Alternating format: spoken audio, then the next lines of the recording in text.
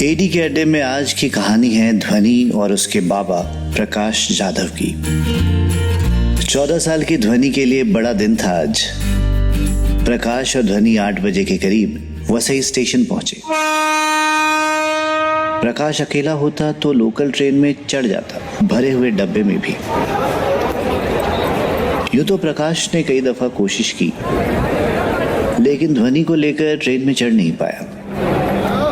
फिर एक ट्रेन में प्रकाश ने ध्वनि को तो चढ़ा दिया, पर खुद नहीं चढ़ पाया। जैसे ही ट्रेन चलने लगी, अपने बाबा को प्लेटफॉर्म पे ही देख ध्वनि घबरा गई और ट्रेन की स्पीड बढ़ने से पहले ही उतर गई। प्रकाश डर गया, पर ध्वनि को सेफ देखकर उसे राहत मिली। ध्वनि ने कहा, बाबा मुझे नहीं लगता हम टाइम पे पहुंच पाएंगे। 9 तो यहीं बज गए हैं और 10 बजे तक हमें चर्च गेट पहुंचना था। प्रकाश के पास कोई जवाब नहीं था और ट्रैफिक के चलते बस से जाने का कोई मतलब भी नहीं। लेकिन ऐसे कैसे जाने देता प्रकाश? वसई की एक सोसाइटी में सिक्योरिटी गार्ड का काम करने वाले प्रकाश की जिंदगी में सबसे गर्व का दिन था आज। एक कमरे की खोली में 7 लोगों के परिवार के बीच पढ़ के उसकी बेटी ध्वनि ने 10वीं में टॉप किया था। आगे की पढ़ाई के लिए स्कॉलरशिप मिलने वाला था।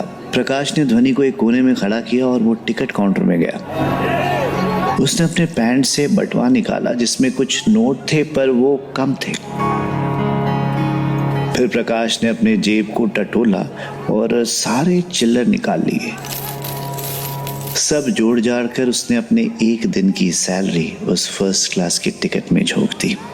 अगली ट्रेन में दोनों आराम से पहली बार फर्स्ट क्लास के डब्बे में चढ़ पाए।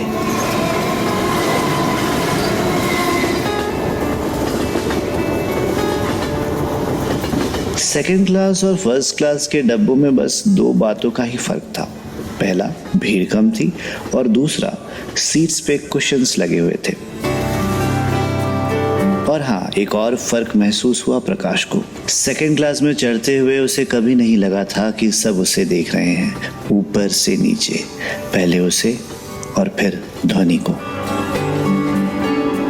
फर्स्ट क्लास पैसेंजर्स की क्लास परखती नजरें उनके महंगे चश्मों के पार से भी साफ नजर आ रही थी। लेकिन उन सभी नजरों को नजरअंदाज कर ध्वनि और प्रकाश ने एक दूसरे को देखा और मुस्कुराए, ये सोच के कि अब वो आराम से अपनी मंजिल तक पहुंच जाएंगे। 2 स्टेशन के बाद जब कुछ पैसेंजर्स उतरे तो प्रकाश ने फौरन ध्वनि को बैठाया। फिर ध्वनि ने अपने बाबा की हिचक को देखते हुए जबरन अपने पास बैठाया। सामने खड़ा एक बंदा ऐसे देख रहा था जैसे कि प्रकाश और ध्वनि से ज्यादा उसका अधिकार है उस सीट पे। उसने बड़े ही रूखेपन से प्रकाश को याद दिलाया, हेलो, ये फर्स्ट क्लास है।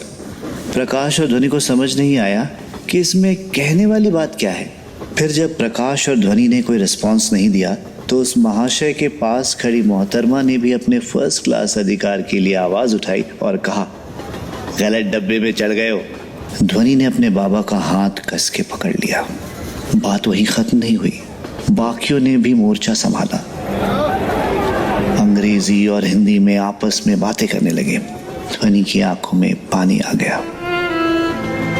उसे समझ नहीं आ रहा था कि आखिर उनकी गलती क्या है। प्रकाश से रहा नहीं गया, उसने फौरन अपना टिकट निकाल के उन सबको दिखाया। उसके बाद तो जैसे सबके मुंह में ताला लग गया हो। सवाल उठाने वाला अब कोई नहीं था। फिर भी ध्वनि से बैठा न गया। वो अपने बाबा के साथ ट्रेन के गेट के पास जाकर खड़ी हो गई। अगला स्टेशन चर्च गेट आने तक दोनों वहीं खड़े थे, चुपचाप। दोनों ने आपस में फिर कभी उस वाक़े का जिक्र नहीं किया, लेकिन उस दिन को कभी भूले भी नहीं।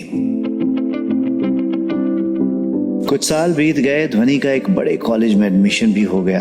पढ़ाई के साथ साथ ध्वनि ने कुछ बच्चों को ट्यूशन पढ़ाना भी शुरू किया।